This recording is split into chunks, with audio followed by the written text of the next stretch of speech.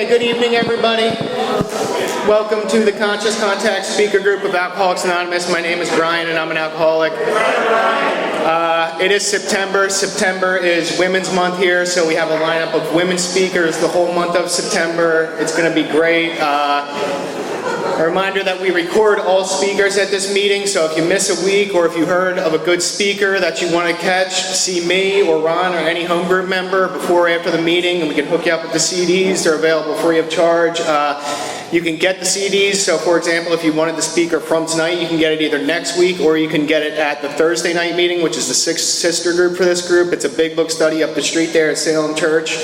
What else? This group has a website and a Facebook page which has happenings and keep you informed on upcoming speakers, and really a lot of other groups post like anniversaries and speakers that they have, so it's a good resource to stay informed on happenings of AA throughout really like the tri-state area. There's something going on every night. You can get on there and check it out and stay informed if you want to get involved. Teresa's going to come up here and chair the meeting. Have a good time, guys.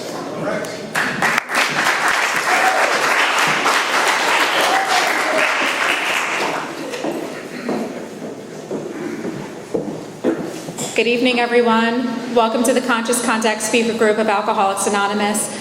My name is Teresa, and I'm an alcoholic.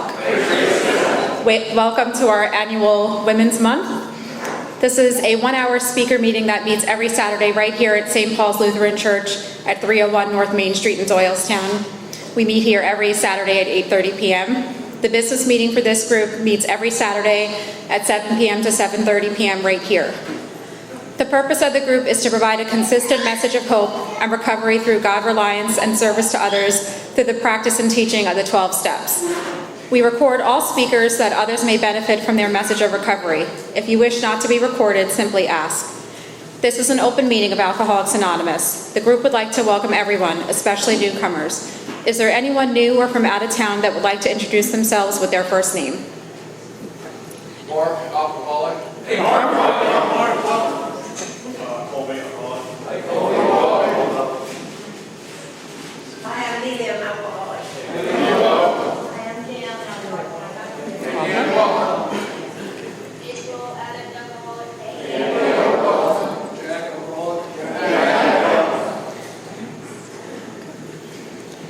The Conscious Contact Speaker Group encourages sponsorship. Would anyone with working knowledge of the 12 steps and is willing to sponsor, please raise your hands. Are there any announcements for the good of AA? We have meeting lists and big books on easy terms. Please see me or any home group member after the meeting. If you cannot afford a big book, the Conscious Contact Speaker Group will give you one at no charge.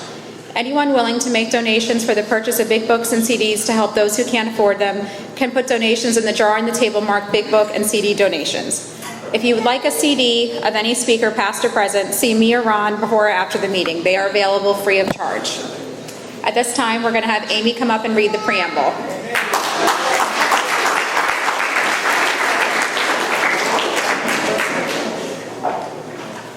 Hi everyone, good evening. My name is Amy and I'm an alcoholic. The AA Preamble. Alcoholics Anonymous is a fellowship of men and women who share their experience, strength, and hope with each other that they may solve their common problem and help others to recover from alcoholism. The only requirement for membership is a desire to stop drinking. There are no dues or fees for AA membership. We are self-supporting through our own contributions. AA is not allied with any sect, denomination, politics, organization, or institution, does not wish to engage in any controversy, neither endorses nor opposes any causes. Our primary purpose is to stay sober and help other alcoholics to achieve sobriety. And I will have Maggie come up and read the 12 steps.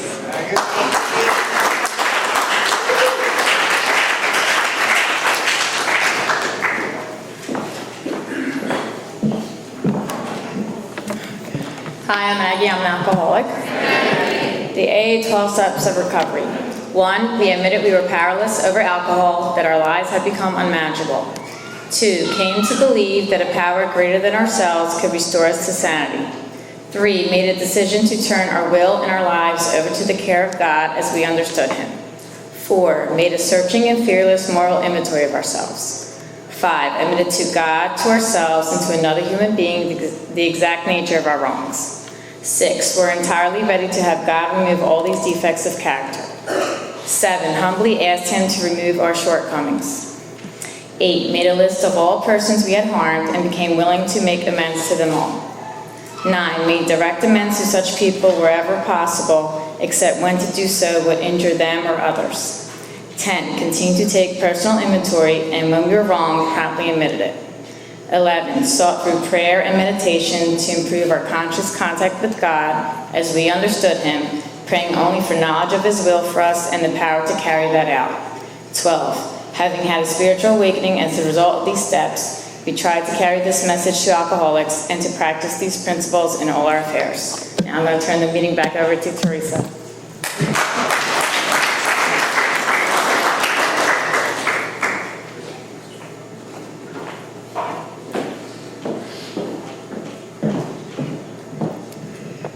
Our 7th tradition.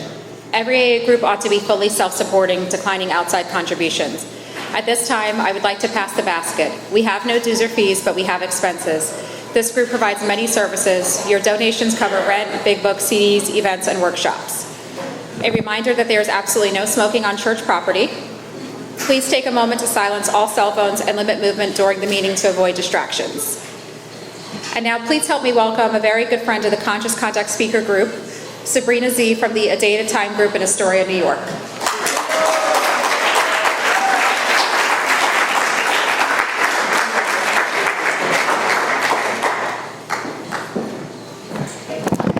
Well, hello. My name is Sabrina. I'm an alcoholic. So I just drove a little over 2 hours from Astoria, Queens to get here. I feel a little bit nervous. Can we start with the Serenity Prayer for help? Let's bring God into the room. God, grant me the serenity to accept the things I cannot change, the courage to change the things I can, and the wisdom to know the difference. Thank you. A lot of people on a Saturday night in Doylestown, Pennsylvania, huh? So alcohol's a big thing here. So my sober date is March 12, 2004. My home group is A Day at a Time in Astoria. For a while it was Pathway to Power in Yonkers. So I was driving 45 minutes twice a week in order to get to a big book recovery-based meeting and paying like $20 in tolls every time I went because it's helpful to be around like-minded people, and I assume that's why you all come here at 8:30 on a Saturday night. I'm in steps 10, 11, and 12 consistently. I am far from perfect. I thought that maybe sobriety was like this linear, like you come in and you get sober and like everything's always on this upward trajectory, and at some point you like hit the sweet spot. And that isn't necessarily what my experience is, and I'll tell you a little bit about my story. I was a really good kid, right? My dad was an alcoholic, but I don't know that I really understood anything. Like, we lived in a house, everything was fine. I was a straight A student. I played the clarinet, I played sports. I went to a specialized high school for sports, and I was in the marching band. Later on, I sold my clarinet for drugs, so that didn't really go well. But, and really funny, so in Astoria, there's a guy named Rob who was a music teacher in a high school, and I was telling the story about how I sold my clarinet for drugs. I got it for like $50 for like this wooden clarinet that like my parents had saved up for. I was taking lessons, and he brought me a clarinet one day to a meeting, so he probably stole it from the school, but whatever. So I now have a clarinet that I don't play. Anyway. AA is awesome, right? Like, the people in AA are so good. But anyway, so I go into high school. I'm like the straight A student. I have all these dreams and aspirations, right? I'm going to get a scholarship and go to college and meet some handsome guy and get married and have a couple of kids and a white picket fence. And this is like what my dream is, right? Like, I'm going to be on this trajectory of like what I've been sold as being like the good stuff, you know? And the summer in between my freshman and sophomore year, I go to my first keg party, and I grew up on Staten Island, and I don't know if you know Staten Island, but there's like a lot of forests, like parks and forests, and you just go and bring kegs and buy $5 Solo cups, drink all you can, and that was amazing for me, right? I had the physical allergy from the first time I drank, and I had the mental obsession from the first time I drank. I would pay $5 for that Solo cup and then just drink until I was like vomiting on myself, and I was like trying to kiss people, and some guys kissed me like with vomit, okay? So like you might be sitting in the room, have you ever done that? And it was fun, right? Like everybody was doing it, everybody was getting drunk. But I always like kind of crossed the line, right? I was always like a little bit too much for people. I was always a little bit too emotional, too violent.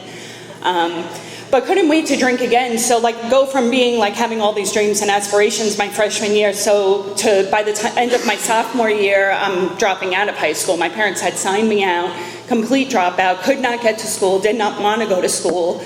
And didn't really like understand that there were consequences. There really weren't any consequences, right? I wanted to work to make money. I wanted to work so I could steal from the places I worked at. I wanted to go out with friends. I always had this idea that like I was missing out on things, so then I always had to be out. It's like being on 24 hours, right? Just to like keep up with what's going on, right? In order to be in the know. I still have this now, right? Like if I'm not always around, am I forgotten, right? If I'm not texting you 1,000 times a day, how am I sure you still love me? I have like stalker tendencies. Anybody identify with that? That's one of those things that carries into sobriety sometimes. May God help me. But anyway, and it's fun, right? It was like fun. I was 15, 16 years old, 17 years old, it's fun.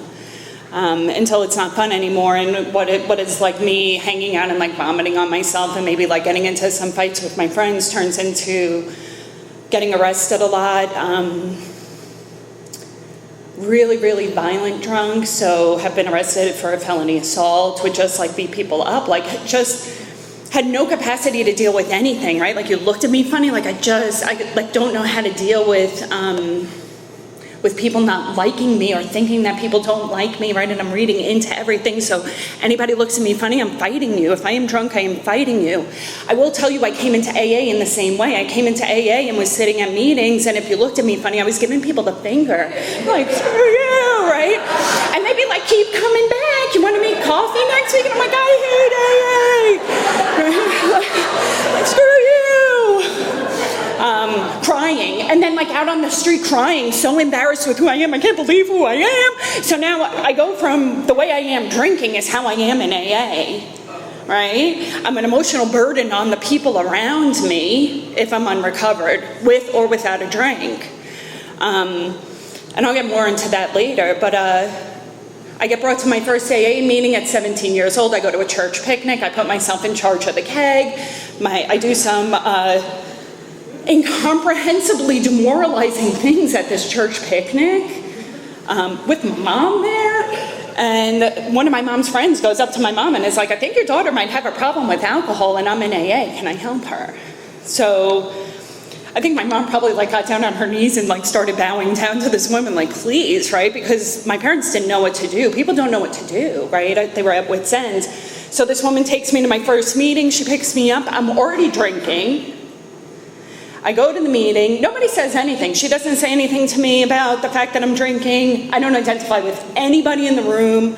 My memory of this meeting is like a bunch of like old people, and I'm not talking old like 65, like geriatric, like 90, right? 99. Talking about having tremors in the middle of the night and having to drink whiskey to calm themselves down, and I don't identify at all. I'm like this 17-year-old girl that's like kind of still having fun. But two things that I learned from that woman planted a seed, and it did not take root then. I didn't get sober until 9 years later. For 9 years, I was in and out of AA. From 17 to 26, consistently in and out of AA. I couldn't even find this woman until I had about 10 years sober to tell her that I was sober. But she planted a seed, right? And we are responsible for planting seeds, and where and when things take root is up to God. But we should never stop planting seeds, because you can't get something out of nothing. And we are responsible for making sure that there's something. So this woman planted a seed, and then the other thing I learned is it takes a lot of courage to come into a church for the first time. Do not belittle people, for me, right? I won't lecture you, but for me, like, do not belittle people that have to drink in order to get into the meeting, right? We're AA, like, we're a bunch of alcoholics, and I don't know about here, but there are some meetings where I live where if somebody's like all of a sudden, do you smell it? Somebody's drinking, right? Like, okay, it's AA, right?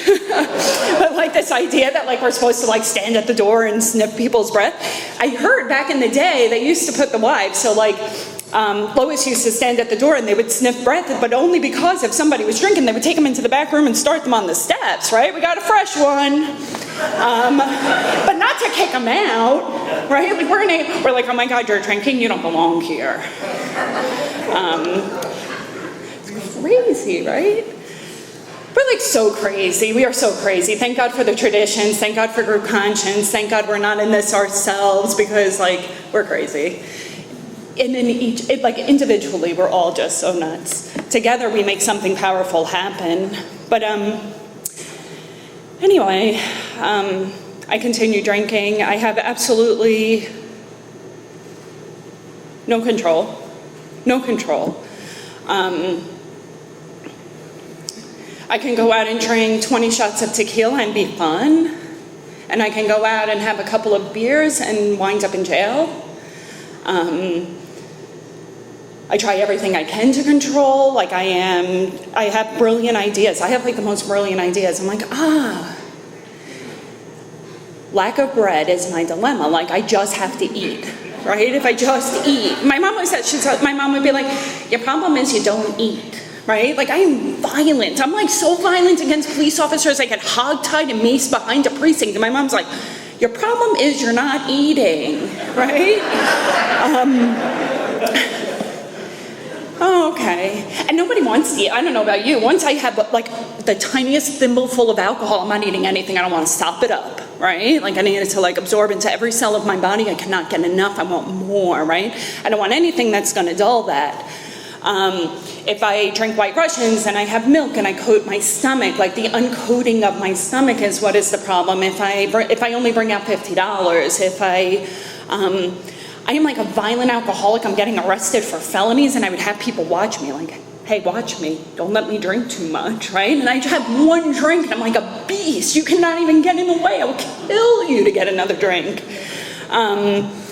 If I do yoga, if I run, if I get the boyfriend, if I get the job, if I get the job, I promise I'm not going to drink Sunday through Thursday. I promise, right? If I can just get my mom to love me, if I can get this guy to love me, if I can make more money, if I smoke more pot, if I do more blow, if I bring all this stuff, right? If I go home at 6 o'clock after work and I just chug a bottle of NyQuil and go to bed, then that's going to help, right? Like anything to help it, right? Because I know that I'm an alcoholic, right? And I would talk about being an alcoholic at the bar. Like I would go to the bar and be like, I am an alcoholic, give me another shot. But like not really understanding, right? Like in hindsight now and having the knowledge of what alcoholism means from AA, I now know, right? Being an alcoholic means that I have a physical allergy. I put one drink into my body. I cannot stop. I cannot physically stop. My body craves more and will do anything to get more. I have a mental obsession. When I don't have a drink in my body, my brain will tell me over and over again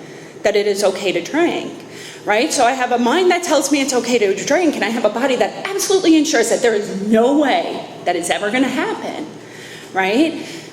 But I don't know this. I just know that when I drink, I have bad consequences, right? And if I never had consequences while drinking, then I never would have come into AA.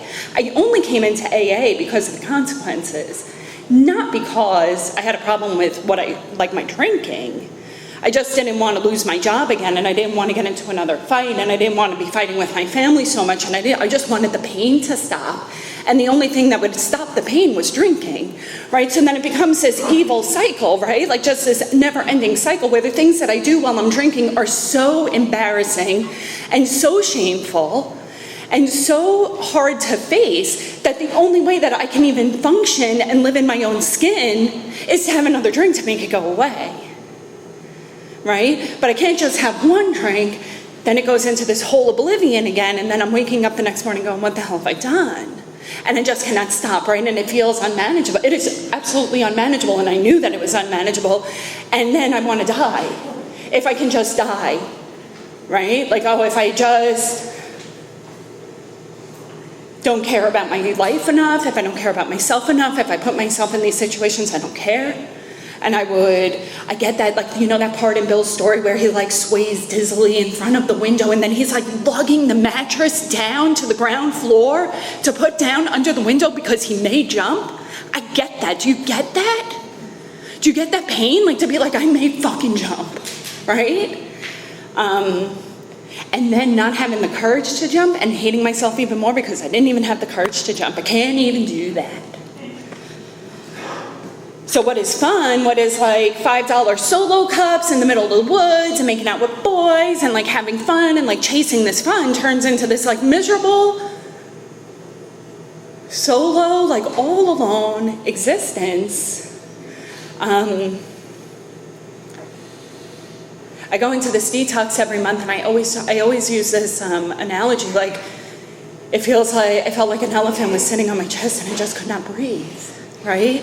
Like there's no way out. Like if you are a real alcoholic, that pain, there's no way out.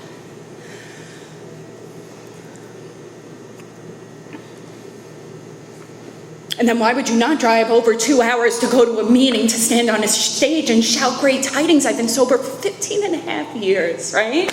Like, what? I was like suffocating under my own alcoholism for years. But anyway, my bottom was nothing, right? I could tell you like all of these stories. I could tell you a million stories of like all the terrible things I did, all the jails, all the psych wards, all of like terrorizing my mom to the point where she had to put a dresser in front of her bedroom door so I couldn't get in to hurt her.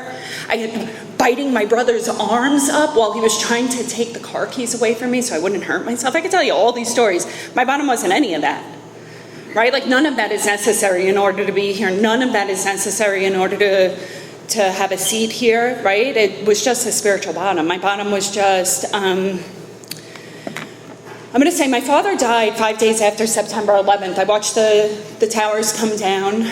I live in New York, so like and if you're an alcoholic and there's something terrible happens, right? It feels very, oh, my city's burning to the ground, right? Like just, like no collective pain, right? Like all the pain is just mine. Everything was about me.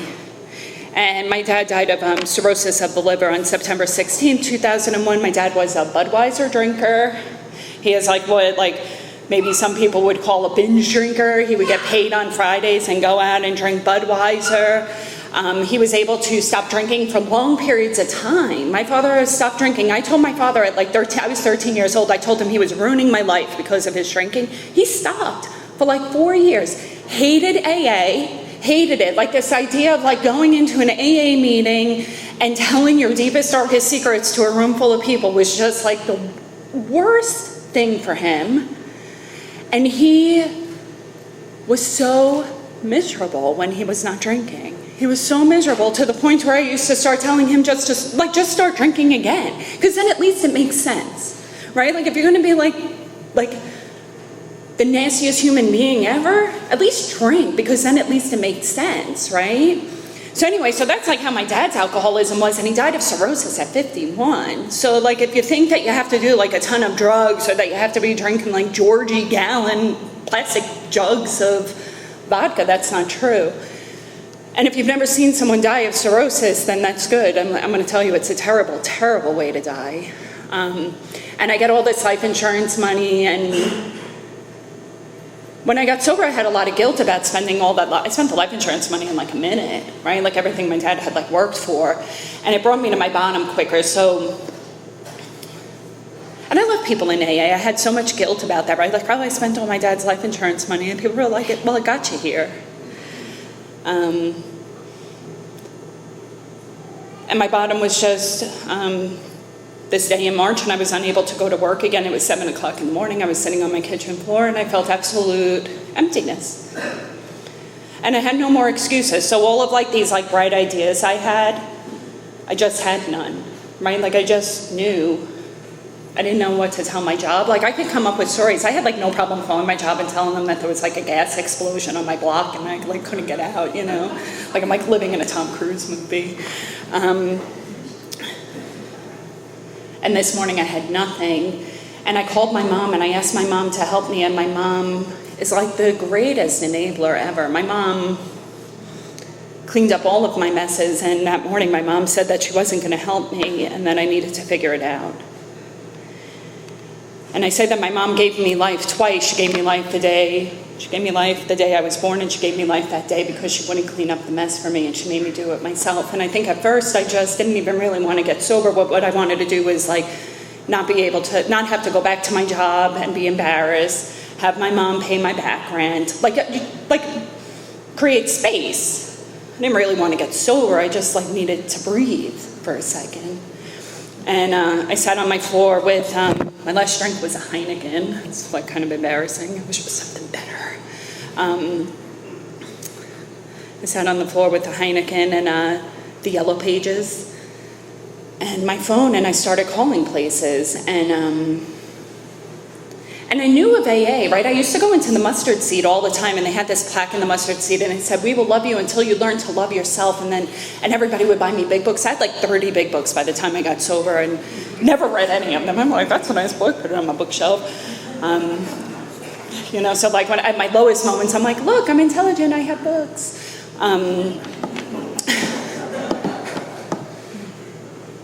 And I had the meeting list, but I never thought like, oh, I'm gonna go to AA. My problem felt much bigger than AA at that moment. So I start calling places, and nobody wants to help me, right? I have no insurance, I have no money. I'm like stealing toilet paper from the bar. I'm like getting evicted from my apartment. I don't have anything. And they're telling me they can't help me. Nobody can help me. I can't help you, can't help you. And I finally get on the phone with this guy, and I'm like, I'm 26 years old and I'm gonna die. Somebody has to help me. You can't keep telling me no. And in that moment, I was fighting for myself. And this is what I also tell people in the detox, like, are you ready to finally fight for yourself? Like in that moment, right? It wasn't about anything. It wasn't about my mom paying my rent anymore. It was like, nobody's helping me and I'm gonna die. I had like this realization, right? Like that was like the moment of clarity, like I am gonna die. And he told me to go to a city hospital and check myself into the ER, and then they would put me into a detox, and I did that. I went to Flushing Hospital. I've had a detox commitment there almost consistently for the past 15 years. I go every month. It's my alma mater, right? Like I walk in, yeah, that's my room. Oh, and it's awful, right? And like so happy to leave. I'm like, see ya. I'm in Astoria, come visit. But I went into this hospital. I was going into liver failure at 26 years old, and my heart was about to explode. And I believe my heart was about to explode from like this fear, right? Like just feeling this constant fear. I was so scared all the time. I felt like they were coming for me. Everybody was coming for me. I was so scared. The phone would ring. I would be like terror, you know? And anyway, so that's it, right? Like that's the story, and it's everybody's story. And people brought up meeting, you know, it's just a story of pain, right? It's just like this crap. It's just over and over again. I cannot stop. And like somebody somewhere plants a seed, and we learn about AA, and like something happens one day, right? And people were bringing AA meetings into this detox, and thank God, because there was nothing else going on there. It was terrible. I was like trying to like start a fire in the microwave with tinfoil to light cigarettes. Like it was like it's like a breeding ground for like bad things. They no longer have a microwave there, so,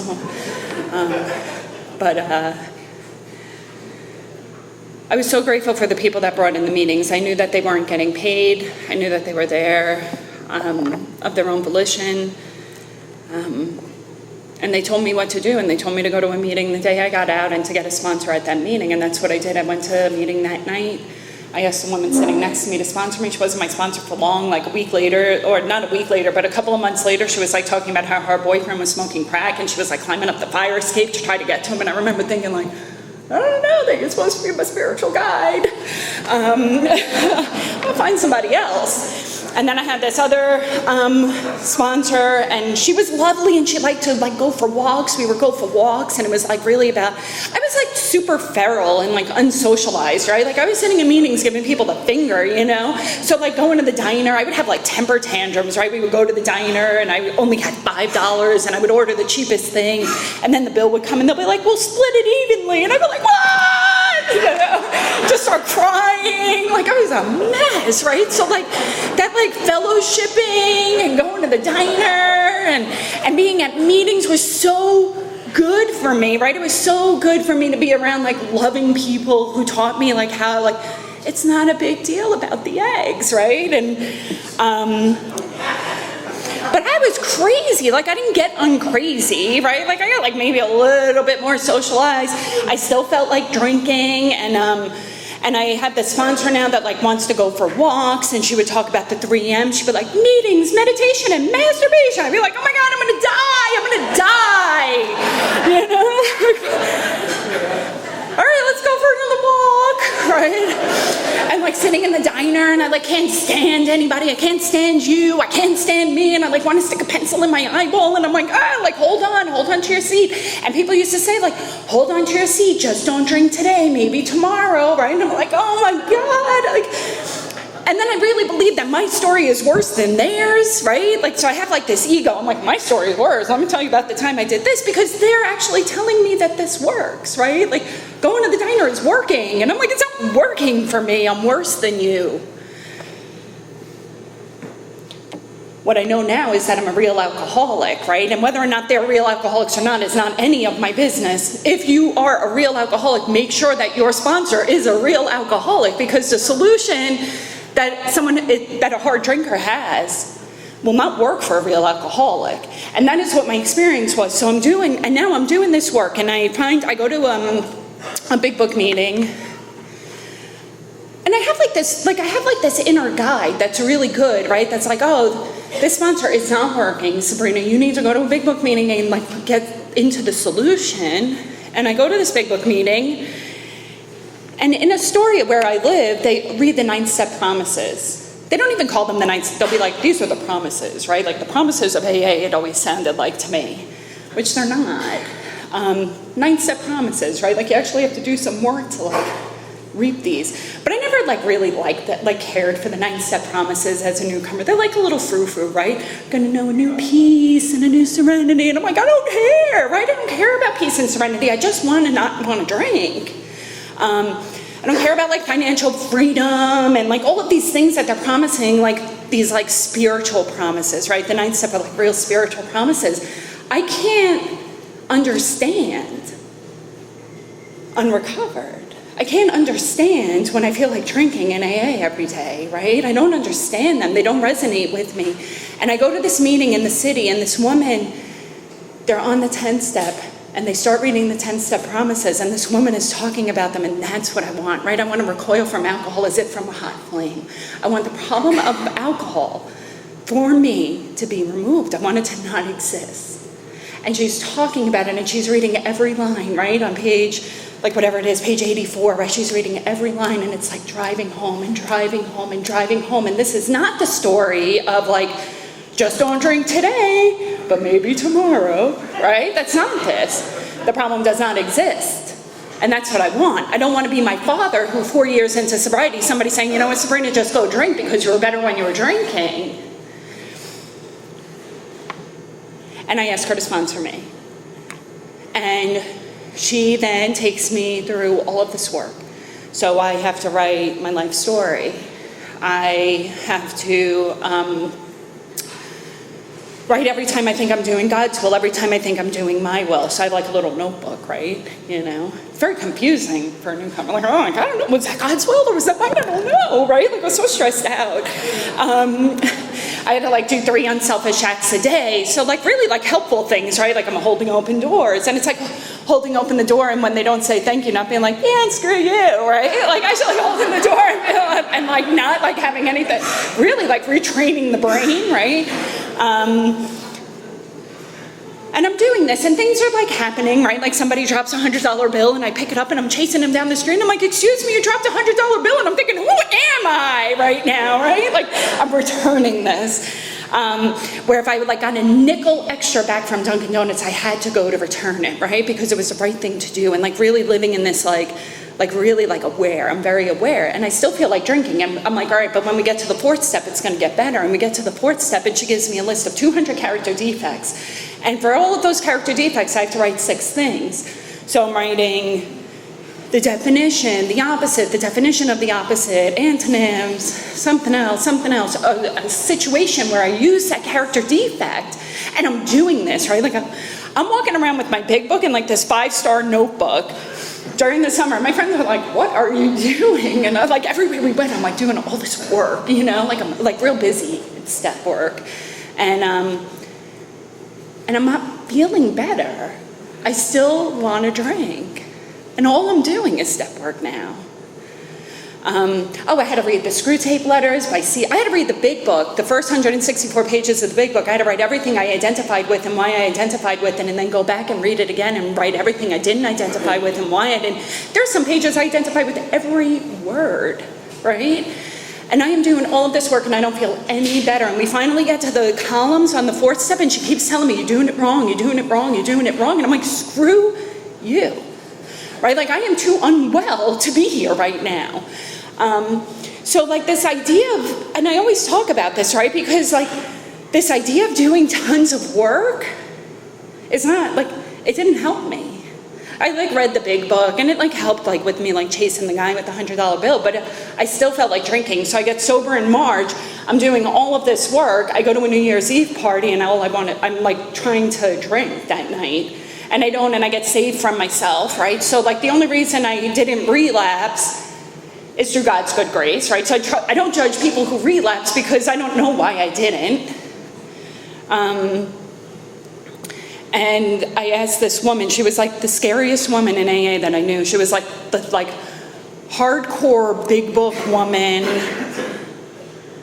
who wasn't gonna like let anything slide, right? And I knew it. And like when I was at the end of my rope and I asked her to sponsor me, and she said yes, and she took me into the fourth step right away. We did 1, 2, and 3 in like a minute, right? Like, do you believe that you're powerless over alcohol? Do you believe that your life has become unmanageable? Yes. Came to believe that a power greater than myself can restore me to sanity. In like really simple terms, right? Every time I walk into a meeting, I believe that there is a power greater than me that can restore me to sanity. There is a collective intelligence that exists in this room that is bigger than me. Every time I get on my knees, I believe. Every time I make a phone call to somebody, please help me, I believe. Right? It doesn't have to be this big thing, right? I used to go to these 12 and 12 meetings and it'd be like, second step, like first I came, then I came to, then I came, do you believe? And I'd be like, what are they talking about? I don't even understand, right? Like these like semantics and like this, like I'm like, I don't understand, right? It feels so philosophical, right? Like what does it mean to believe? Like how do you come to believe, right? Like what is it? What is sanity? And that's sanity. I am crazy. I think that a drink will solve my problems over and over again, right? Like that is insanity. It's not like crazy. It's not like this big, like, we don't have to talk about it for years.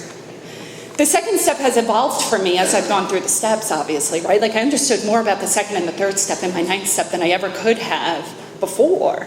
But like second step, right? I had a friend say, when I come to the end of myself, there's nowhere left to go but to my knees. First and second step. If you're having trouble believing, then maybe you still think you're in charge somehow. When you believe, for me, my experience is when I believed that I absolutely had no solution within me that could solve this problem, I had no problem getting on my knees and praying to a God that I wasn't even sure existed. No problem. And then third step came to believe that a power made a decision to turn our will and our life over to the care of God as we understood Him. It's just a decision, right? And it's like those like 3 frogs on a log, right? Have you heard that? Like 3 frogs on a log, one decides to jump. How many do you have on the log? You still have 3, right? Like I made a decision right now to do a jumping jack. It doesn't mean anything unless followed by action, right? So, and that was another thing that we used to always like, like what does the third step mean? The third step just means that I am making a commitment to go into action. Simple. I didn't have to work on this with my current sponsor for years, right? We did it in like a minute. She said, what she told me was, Sabrina, you are in critical condition and you're a minute away from dying. And that's the truth, right? I'm an alcoholic of the hopeless variety. I go out and have a drink. There's no guarantee that I am going to make it through the night. There's no guarantee that anybody's going to make it through the night if I'm drinking, right? So I am in critical condition. If I am not recovered, I'm in critical condition, right? So I made a decision, and she took me on to the fourth step, and we did a four-column fourth step as outlined in the big book, and it wasn't really like that good. I actually, my experience with my first fourth step was just like, it was like all of like this crazy in my head now down on paper. In and of itself, there wasn't like a ton of solution, right? Like I was really, like it was a really good thing that I did it, and that I sat down and did it, and I procrastinated, and there's a lot of pain and procrastination. So I tell my sponsees now, like, just do 10 minutes a night. It's better than the procrastination. The procrastination, I'm not doing it for me. The fear that comes up with procrastination is so much worse than actually just sitting down and doing it. And I asked my sponsor recently, like, my fourth step was so bad. Like, how did you let me get away with it, right? Like, she's like this hardcore, like, big book person. And she was like, Sabrina, it was the best that you had. And so I had things like, I'm resentful at Jen. Why? Because she's a bitch. It affects my emotional security. And where was I wrong? I'm not compassionate of the fact that she's a bitch, right? Like that's like what I had, you know? And it was like in real big, like cursive, you know, like pen pressed real deep into the paper, like a lot of like anger behind it. And it wasn't until I actually sat down and did the fifth step with my sponsor, right, that I was able to see like how I show up in the world, right? To see that, like, to be able to really see my self-centeredness, like this neediness, right? My first fifth step was really so much about like, nobody loved me enough, they didn't give me enough, I just always needed more, right? I was like this leech that always needed more and was in this like perpetual like victim mode, right? Like,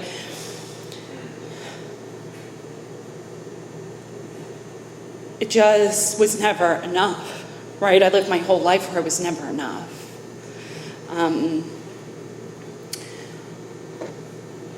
And this fear, right? Like just being so like, having so much fear of like not getting enough, fear of not being loved, fear of not being included, that then like just fear like for me manifested in anger, right? So like me going into meetings and giving people the finger was just like, if I hate you first, then when you hate me, I win because I hated you first, right? Like I had like this real warped sense of like how to interact with the world.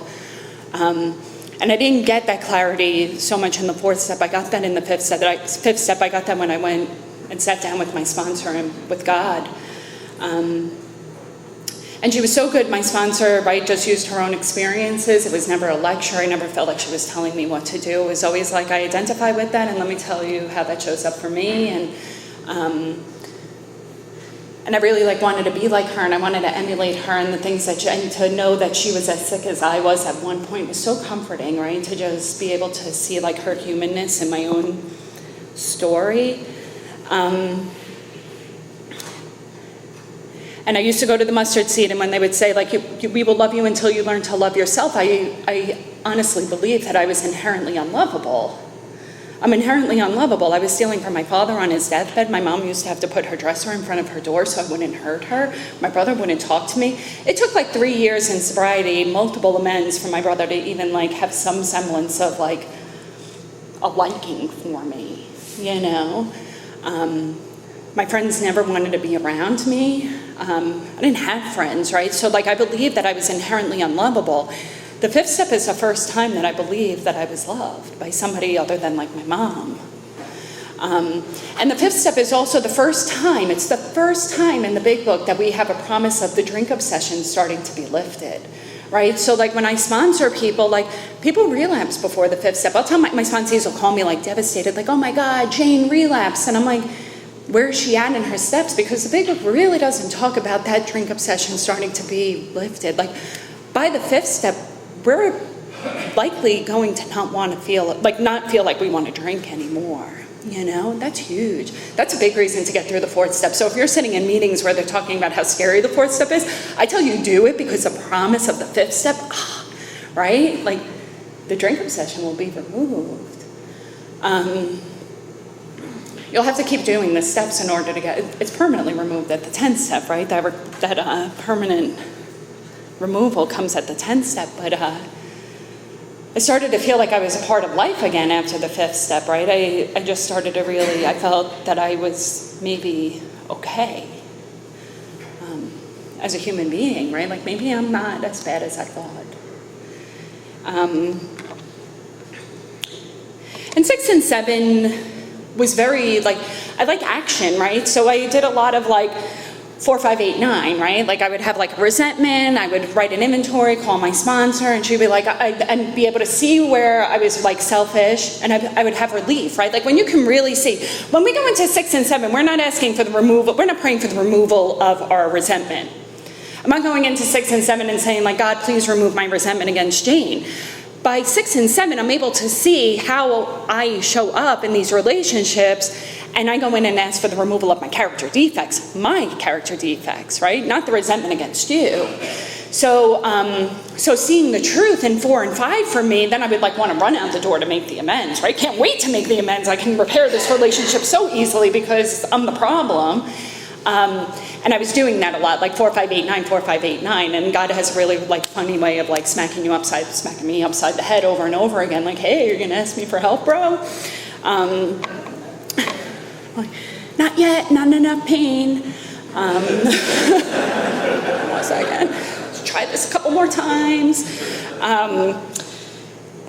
So 6 and 7 now are so important, and at the beginning, like, I didn't really understand the importance of them, right? But if I don't want to keep doing the same things over and over again, if I don't want to keep making amends for the same thing, then I can probably, like, get on my knees and ask God to remove these character defects. And the change really happened for me at step 9, and I spoke about step 9 at a workshop here a few months ago, and step 9 is, like, the scariest one, right? Like, all those years of, like, sitting in AA meetings, step 9 was the one I was not doing. Like, I'll do anything, but I'm gonna do 9, right? Like, if I felt embarrassed or ashamed or I had harmed somebody, like, I would, like, duck, like, I would jump in a bush to hide from them, right? Like, I didn't go to Staten Island for years. I didn't want to see anybody that I had harmed. So this idea of, like, seeking out people to make amends to them, no way. No way. And thank God, like, 9 didn't come until I was ready, right? By the time I got to step 9, I was completely ready to do this, and I was terrified, absolutely terrified. And I went out for I'll tell you my first amends. I wrote my 8th step on index cards, right? So this was, like, pre-Facebook, like, real internet. So I had to, like, I had to find people. Like, I had a friend that I had to make an amends to, and a father I remembered worked at Avon, and I had to chase the father down at Avon to, like, try to get in touch with the daughter. You guys have it real easy. Like, Facebook is, like, makes it a little bit easier. But I, like, had to on each index card write who I owed the amends to, what I owed them an amends for, and then how I was going to get in touch with them. And then I, like, kind of was like, oh, I'll leave it up to God, and I would shuffle the cards and then just pick one. So the first one I pick is this boss that had fired me from this company, and when I got fired, it was like in a bullpen area, and I never showed up, right? I was like a chronic absentee. They had kept me on for way longer than I deserved to be employed by them, and I was like having a temper tantrum, like throwing my stuff in the box, and like so upset. So now I have to make this amends to him because I had borrowed $100 from him. And my thing was like, well, you don't, like, lend somebody $100 and then fire them. You're stupid, right? So now I'm sober, and I have to go and, like, make this amends to him, right? So my amends is to pay him back the money that I owe him, and then also to thank me for employing me for so long, right? And to apologize for not being a good employee. So my, like, plan is, like, and I tell my sponsor, I'm like, I want to meet him at a Starbucks. And I would, like, wear a hat and sunglasses and, like, slide the envelope across the table and be like, peace, right? And she's like, all right, the 9th step is, like, this like great opportunity for you not to run the show. So she's like, you're gonna call him and ask him what he wants to do. I'm like, okay, like I hope he wants to meet at Starbucks. So I call him and I'm like, hey, I want to meet with you. And he was like, okay, can you come to the office at 12 o'clock on Friday? It's like worst case scenario for me. Like I have to now go into the office in the middle of the day. This office that I completely embarrassed myself at, it's like worst case. And I am terrified. And I'm going and I like have like these sweat marks. Oh my God, they come like down to my hips, right? I was wearing like a coral shirt. I'll always remember, they were like huge, right? Like sweat marks. And I had curly hair back then. I was like a big frizzy mess and I'm shaking. And I'm walking down and I call my friend Maria and I'm like, I am so scared, I don't even want to go. And she said, Sabrina, God is with you and nobody can hurt you. And I just was walking and I had this spiritual advisor who told me that drums were the first instrument, right? It replicates our heart, right? This like boom, boom. And she had told me to meditate, like sometimes if I can listen to my footsteps, right? And just listen to like the pounding of my footsteps and like match it with my heartbeat and this prayer, right? Of like drums from my body. And I'm like walking and I like hear my footsteps and I just have this mantra, God is with me and nobody can hurt me. God is with me and nobody can hurt me. God is with me and nobody can hurt me.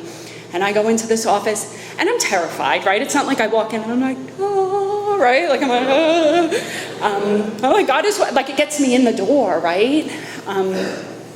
I tell my friends who aren't alcoholics, I'm like, the amount of meditation and work and prayer and like service I have to do to be like this level of crazy, right? Like how much I have to meditate just to like get in the door, right? And I go in and I go to his office and everything is fine and I give him the $100 and I make the amends. And he says, are you making a 9-step amends? And I said, I am. And I said, how do you know? And he said, oh, I drive these handicapped alcoholics to and from meetings on the weekends. And they're always talking about the 9-step. And I'm like, get out of town, right? And he starts crying. And he's talking about how I have restored his faith in humanity. And I'm thinking, oh my God, I'm just an alcoholic that doesn't want to drink like right now, you know? Like please let me not be the face of like humanity's goodness, right? And it's amazing. And I go home that night and I put on Blackbird by the Beatles. I don't know why. I was listening to a lot of the White Album my first year. And Coldplay. But I put this on, Blackbird singing in the dead of night, and like arms out, and just spinning, right? Like feeling this freedom that I never knew existed, right? This freedom that I was looking for every single time I took a drink, right? If I could just be free of the fear, if I could just be free of that. And I found that in the 9th step, right? And I would go home after every amends, good, bad, or indifferent, whether they wanted to meet me, whether they liked me after, whether they forgave me or didn't forgive me, whether they kicked me out of their office, whether they told me never to contact them again, no matter what. And I had all different things come up in the amends. No matter what, there was freedom from every single one of them, every single one, right? This, I am going to walk with God. I am not groveling. I'm not bowing down to other people. I am owning what I've done. And I walk with God and with my head up tall, right? With my head up straight. So the 9th step isn't this like, oh my God, please forgive me. I'm so bad. It's not that at all, right? For me, it was the most like empowering, tapped into the power experience ever. And then all of those 12-step meetings, all of that like chasing my tail and trying to understand what steps 2 and 3 meant started to come into like a little bit of a like clearer focus for me, right? Like what does it mean, right? What does it mean to turn my will and my life over to the care of God? What does it mean to rely upon God? What does it mean to believe that God can restore me? And then 10, 11, and 12 are just like the saving graces, right? 10, like having like being able to do 4 through 9 all of the time, all day long with anybody, right? I have like a slew of friends that are recovered, like just being able to like be aware, right? And there's this guy, Paul, he talks about like 10 being like this awareness that when I park my car and I get out and I look and I'm parked on the line, being aware and knowing that I am not making it easy for the next person to park and getting in and straightening my car, right? Like this awareness of how I show up in the world and how I affect others, right? And it isn't all about me. None of it's about me, right? And everything that I went through, all of those steps where I thought it was all about me, was all so that I could carry it to another person. It was never about me anyway, right? It was all so that God can use me the way that he sees fit. I couldn't understand that as a newcomer though, right? Like this idea that like I'm gonna do all this work to help you, I would not have done any of it. And that's why it's all about the newcomer. For me, it had to be all about me to even like get me to keep coming, right? Like it's like a farce, you know? It's all about you. Let's work on you so that we can make it not about you at all. It's like the con, right? Like the greatest con of all time.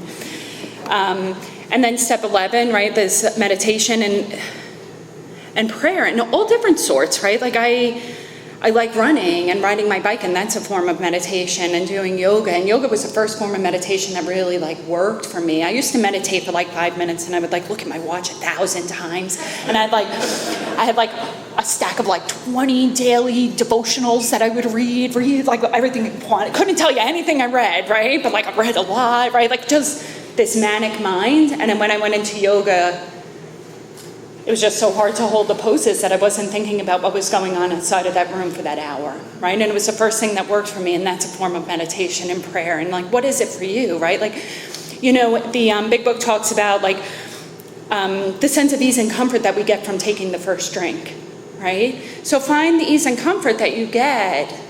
Like, what brings you ease and comfort? Without a drink, right? And for me, that's been like a journey, like a really fun journey to find like what are the things that I like and who am I and what brings me ease and comfort. And I like dancing around my living room in the dark, you know, and like that brings me like something, right? Like what lights up your soul a little, and go and find those things. And the 11th step is so expansive and so big, and I feel like all of that like lives in the 11th step, right? So there is this like, God, I offer myself to thee, right? But there's also like dancing in your house in the dark, right? And like what works for you. And then the 12 steps, so carrying this message to other alcoholics, and the first edition of the big book talks about carrying this message to everybody. And practicing these principles in all my affairs is actually, for me, what I think is the bigger part of the 12th step, right? Like I can sponsor a lot of people, but if I'm going home and like being abusive to my mom, then what's the point, right? So am I practicing these things in all my affairs now? And I'll tell you a little bit of what it's been like. It's been up and down, right? And everything isn't perfect all the time, and living life on life's terms, but I went back to college. I got a degree from NYU. I used what I learned in AA. I sat in the front of the room, I raised my hand, I got phone numbers, I asked for help, I asked a lot of questions, I just showed up. I stayed in the moment. So I was working full time and going to school, and I would just be like, I'm on the subway right now reading research papers. Okay, I'm at work now. Okay, I'm at school now. Okay, I'm at a meeting now. So when I have sponsees that talk about being busy, I'm like, I trained for my first marathon, going to school full time, working full time, sponsoring people, home group, and commitments. Don't tell me you're busy. Don't tell me you're too busy to sponsor, because I know busy. And you just prioritize, right? Prioritize it better. I quit my job at 7 years sober. I quit my job, sold everything I owned, cashed out my 401k, and went and lived in Thailand for a year and a half, and lived at a mindfulness-based center and did step work with people in Thailand for a year and a half. And I remember like sitting there and being like, oh my God, I'm like in Thailand in a rice paddy, reading the big book, like Bill and Ebby and Bob, right? Like, right? I just be like, holy crap, like, me, right? Like me, like who thinks that like if I just eat bread, it'll solve all the problems, right? Like I now have a solution that is real, where I'm living in a place that doesn't have meetings, so meetings weren't keeping me sober. Working with other alcoholics and staying close to God kept me sober for a year and a half. I had no desire to drink whatsoever.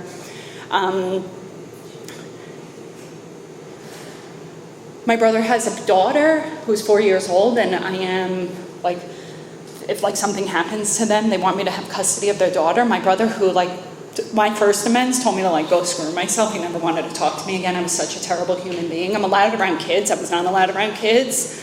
And there's like a physical thing. I'm not married.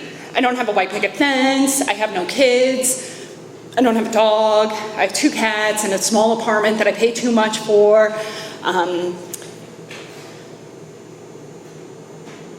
So it wasn't like that. this idea, like if I had chosen what I wanted to be happy, I would have shortchanged myself, right? Like I never even knew what I needed to be happy, and God did. And on this journey, I got to be given all of these things that I never even knew. Right? You don't even know what you don't know.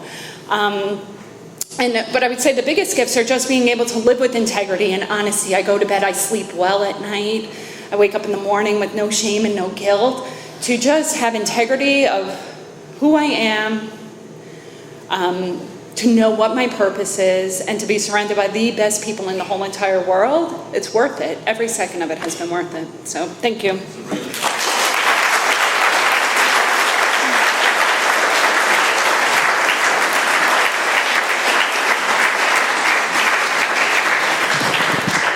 Let's thank Sabrina one more time. Thank you very much.